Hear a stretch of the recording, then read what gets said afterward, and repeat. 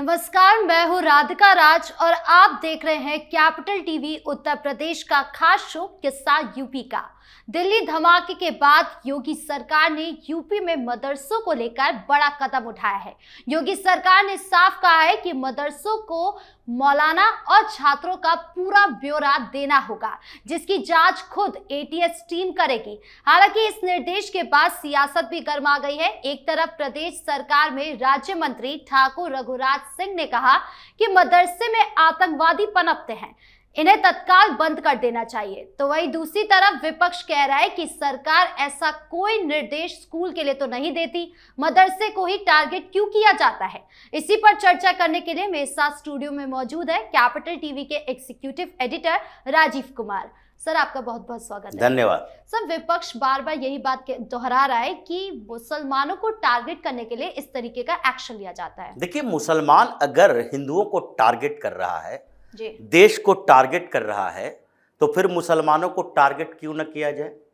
ये पूरे देश में आतंकवादी हमले हो रहे हैं, जहां जहां हमले हुए उसमें किसकी भूमिका रही, किसका हाथ रहा।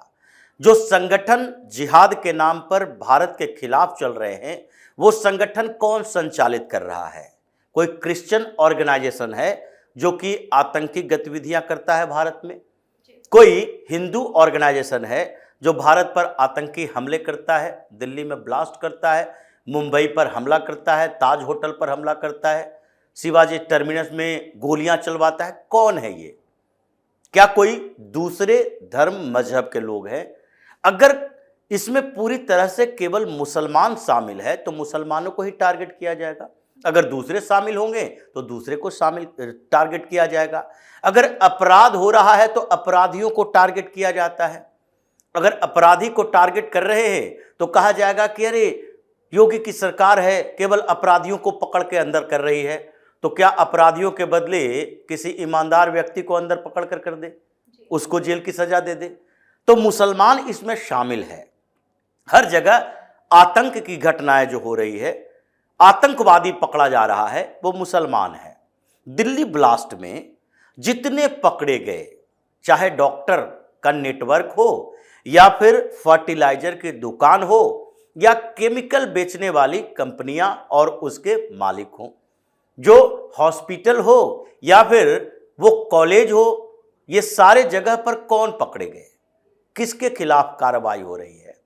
क्यों नहीं ये सब उठकर कह रहे हैं कि देखो, सारे मुस्लिम संस्थान है, उसमें जिहादी मानसिकता के लोग पनप रहे हैं, तो उसके अंदर सुनवाई होनी चाहिए, कार्रवाई होनी चाहिए और फिर सुधार की कोशिश होनी चाहिए।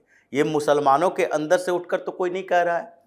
अभी दिल्ली ब्लास्ट हुआ, दिल्ली ब्लास्ट में पहली बार जो पकड़ा गया डॉक्टर उमर नबी, वो क्या था? मुसलमान था या हिंदू था?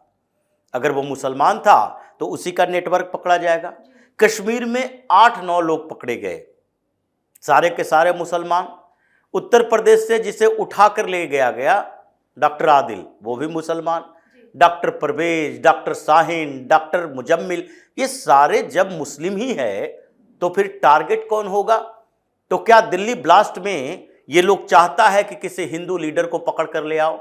ये वही अवधारणा क्रिएट कर ले जैसे कांग्रेस की सरकार हुआ करती थी और उस समय गृह मंत्रालय की तरफ से कह दिया गया, ये आरोप लगाया था। पहले आरोप से शुरुआत हुई, दिग्विजय सिंह ने कहा यह भगवा आतंकवाद है, और उसके बाद धरपकड़ शुरू हो गई। ये पकड़ा गया किसको? कर्नल पुरोहित को, सेना के अधिकारी को, कि नहीं ये भी भगवा आतंकवादी है। तो पकड़ा गया तो आज छूट कर वापस आ गए, कोई सबूत जुटा नहीं पाए। तो उसी तरीके से ये भगवा आतंकवाद का चोंगा तो नहीं उड़ा दिया जाएगा कि नहीं दिल्ली ब्लास्ट में केवल मुसलमान नहीं था, कुछ हिंदू भी शामिल थे। जो हिंदू की बात सामने आती है, किसी से कार खरीदी गई, वो कार जब खरीदी गई तो वो कार विक्रेता था, बेचना चाह रहा था अपनी कार को। अब कार बेच रहा है तो वो मुसलमान को भी बेच दिया। तो तुम लोग तो ये कोशिश कर रहे हो कि वो हिंदू कार बेचने वाला व्यक्ति है उसको भी पकड़ो। तो इसके बाद होगा यही कि इसके बाद दुकान, मकान, कार, गाड़ी, कुछ भी ऐसी स्थिति में कोई भी हिंदू के पास होगा, वो बेचना चाहेगा, रेंट पर देना चाहेगा और उसके सामने कोई मुसलमान खड़ा होगा तो फिर वो बेचने से मना कर देगा, रेंट पर देने से मना कर देगा, क्योंकि उसको अंदर शक है कि ये आतंकवादी निकल गया तो मेरे घर पे भी पुलिस आ जाएगी, मेरा भी नाम आ जाएगा। तो इसलिए अभी जब ये पूरे संगठन मुसलमान चला रहा है, उसी के यूनिवर्सिटी से चल रहा है, मुस्लिम डोमिनेटेड कॉलेजेस से चल रहा है, तो सवाल तो उसी के ऊपर उठेगा कि जहां जहां मुस्लिम डोमिनेटेड कॉलेज है उन जगहों पर ही ये माइंड वॉश क्यों किया जाता है, ये उन जगहों पर ही क्यों पनपता है, ये अलीगढ़ मुस्लिम यूनिवर्सिटी से क्यों निकलता है जिहादी, ये क्यों जामिया मिलिया इस्लामिया से निकलता है, क्यों अल फलाह यूनिवर्सिटी से, उसके कॉलेज से आतंकवादी निकलते हैं। फिर ये पहले से ही पता था कि मदरसों में तो ऐसी फैक्ट्री बनाई गई है, कुरान की शिक्षा देते देते ये लोग जिहाद की शिक्षा दे देते हैं, हिंदुओं से नफरत करना सिखाते हैं और फिर बताते हैं कि ये देश तो हिंदुओं का है और तुम्हारे साथ अन्याय हो रहा है। तो ये जिहादी फिर हिंदुओं के खिलाफ चले जाते हैं, धमाके करते हैं, देश की चूल्हे हिलाने की कोशिश करते हैं, खतरा बनते हैं देश के लिए। तो इसलिए ये जो विपक्ष में बैठी हुई पार्टियां ये सवाल उठा रही है कि मुसलमानों को टारगेट किया जा रहा है, यही सवाल उसको उन लोगों से उठाना चाहिए कि तुम हमें क्यों टारगेट कर रहे हो, आतंकवादी मुसलमान क्यों निकल रहा है। ये अब किसके ऊपर भरोसा किया जाए, मुस्लिम डॉक्टर आतंकवादी बन रहा है, मुस्लिम इंजीनियर आतंकवादी बन रहा है, तब तो डर लगेगा कि इसरो में काम करने वाला एक मुस्लिम वैज्ञानिक वो क्या आतंकवादियों के लिए काम कर सकता है, या फिर जो DRDO में काम कर रहा है, जो आर्मी में काम कर रहा है, खुफिया सूचना दे सकता है। अब किसके ऊपर भरोसा किया जाए, क्योंकि इन लोगों ने भरोसा तोड़ा है और एक बार नहीं तोड़ा, सैकड़ों बार तोड़ा है। तो एक बार, दो बार, चार बार माफ कर दिया जाएगा, कितनी बार माफ करते रहे।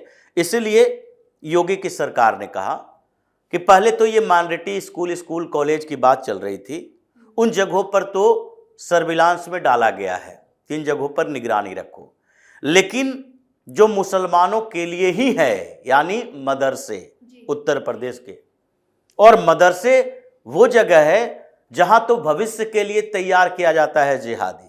जैसे भारतीय जनता पार्टी के लिए कहा जाता है कि भारतीय जनता पार्टी की रणनीति क्या होती है कि अभी जो 10, 12, 13 साल का बच्चा है वो देश के बारे में क्या सोचता है, समाज के बारे में क्या सोचता है, इसकी भी स्टडी करो, क्योंकि वो 5 साल बाद, अभी नहीं 5 साल बाद 2029 में फर्स्ट टाइम वोटर बनेगा। जो 10 साल का बच्चा है वो अगली बार 2035 में फर्स्ट टाइम वोटर बनेगा। तो वो क्या सोचता है, क्या समझता है देश के बारे में, इसका स्टडी करो और उनके लिए तैयार करो कि आगे वो भारतीय जनता पार्टी की सरकार क्यों चाहिए उसको, और उसी के आधार पर नेक्स्ट जनरेशन के लिए भी अपने वोटर बेस को बढ़ाओ। ठीक उसी तरह ये लोग क्या कर रहा है, ये अभी बच्चपन में ही ये जो मदरसों में पढ़ रहा है उसको नेक्स्ट जनरेशन का आतंकवादी बना रहा है। पहले से तैयार करके रखो, ये 10 साल का बच्चा है, आगे जो पीढ़ी दर पीढ़ी हमको चलाना है जिहाद, ये आतंकवाद को बढ़ाना है, तो 10 साल का बच्चा है, आगे 15 साल का होगा तो 5 साल तक इसका माइंड वॉश करो, 15वें साल में जाते जाते इसको आतंकी बनाना है, और 18 साल तक हो उससे पहले 3 साल की आर्मी की तरह इसको हथियार की ट्रेनिंग दे दो, तो ये जिहादी तैयार होगा। तो मदरसों पर क्यों न बुरी नज़र हो, क्यों न उसे टारगेट किया जाए। उत्तर प्रदेश में अभी लगभग 23,000 मदरसे हैं, 23,000, मतलब 23,000 मदरसे अगर मान लेते हैं कि एक 100 लड़के भी पढ़ते होंगे, 100 की संख्या में भी, तो कितने हो गए, ये 23 लाख बच्चे पढ़ रहे हैं उत्तर प्रदेश के मदरसों में, और ये 23 लाख, उसमें से 1 लाख जिहादी बन सकता है। इस पर नजर क्यों न रखी जाए।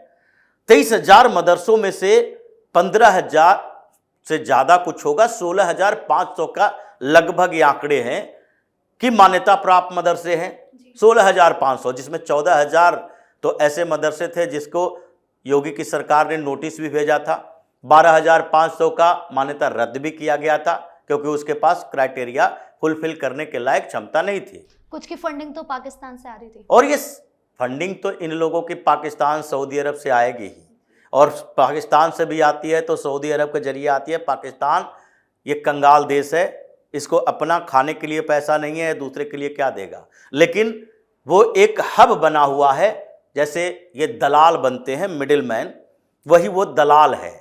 जैसे मिडिलमैन होता है, सरकार का पैसा आया, किसी के अकाउंट में जाना है तो बीच में दलाली करने के लिए आ गया, नहीं आपका ब्लॉक से ये काम करवा देंगे, 500 रुपये हमें भी चाहिए। वही मीडिएटर का काम करता है कि भारत में आतंकवादियों को, मदरसों को, मस्जिदों को फंड देना है, सऊदी अरब से आया पैसा या फिर अरब के मिडिल ईस्ट के देशों से आया, इस्लामिक कंट्री जो कि पेट्रोलियम उत्पादन करता है, पैसा कमाता है, पाकिस्तान भेजता है, पाकिस्तान से भारत जैसे देशों में आतंकवाद को बढ़ावा देने के लिए आता है। और उसी में मदरसा भी है, मस्जिद भी है, जो अलग अलग जगहों पर विशाल विशाल मस्जिद ये लोग बना रहा है, अपने पैसे से नहीं बना रहा, ये पेट्रो डॉलर ही है।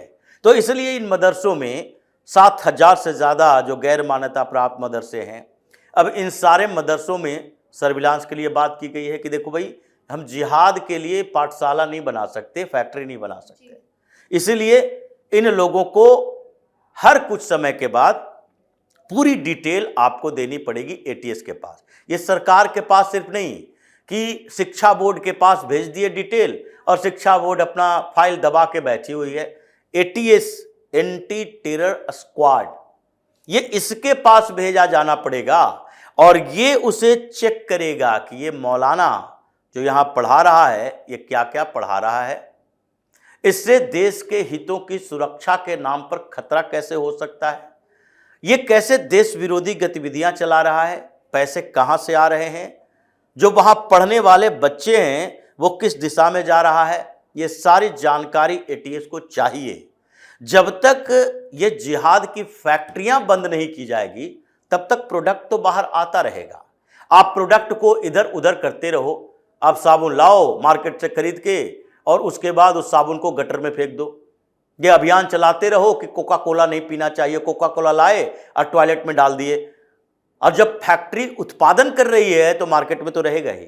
तो ये जिहाद की फैक्ट्रियां हैं, अगर इसके ऊपर अंकुश नहीं लगाया जाएगा तो ये प्रोडक्ट तैयार करते रहेगा। सरकार इसी तरह इन लोगों को पेस्टिसाइड छिड़ती रहेगी, जैसे कॉकरोच बाहर निकलता है और उसके बाद हिट मारो मर जाएगा, फिर दूसरे तरफ से निकल जाएगा।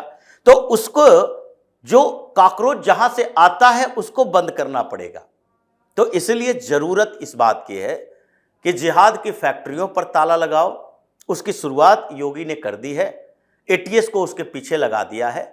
और दूसरे लेवल पर हायर एजुकेशन में जितने यूनिवर्सिटी कॉलेजेज माइनॉरिटी वाले हैं, मुस्लिम वाले, ये माइनॉरिटी में क्रिश्चियन भी आता है, जैन, बौद्ध या सिख भी आता है, इन जगहों की बात नहीं हो रही, लेकिन जितने मुस्लिम डोमिनेटेड माइनॉरिटी संस्थानें हैं जो हायर एजुकेशन वाली है, अब वो भी रडार में है।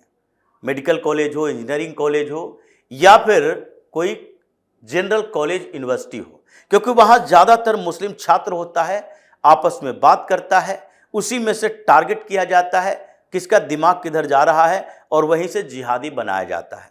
तो इन सब पर सर्विलांस जरूरी है। अभी योगी ने शुरुआत मदरसों से की है, आगे आगे देखिए कई ऐसे बदलाव होने वाले हैं जिससे इन लोगों को महसूस होगा कि दिल्ली ब्लास्ट करके हमने ऐसी गलती कर दी है, जिस तरीके से ये रावण ने माता सीता का अपहरण करके कर दिया था कि विनाश होना तय हो गया। अब इसका विनाश होगा और उसकी शुरुआत हो चुकी है, तैयारी हो चुकी है, बस इनकी जड़ों को धीरे धीरे काटना बाकी है। जी, इस मुद्दे पर ज्यादा जानकारियों के लिए आपका बहुत बहुत धन्यवाद। धन्यवाद। तो जब से योगी सरकार का ये निर्देश आया है तब से यूपी के सभी मदरसों की लिस्ट तैयार की जा रही है। साथ ही कई जिलों के मदरसों से डेटा लेना भी शुरू कर दिया गया है। तो वहीं दूसरी तरफ विपक्ष के मुस्लिम समुदाय को टारगेट करने वाले बयान पर फिलहाल कोई जवाब नहीं आया है, लेकिन इतना तो साफ है कि योगी सरकार के इस निर्देश से अवैध मदरसों का संचालन जरूर रुक जाएगा। तो इस खास शो में इतना ही। धन्यवाद।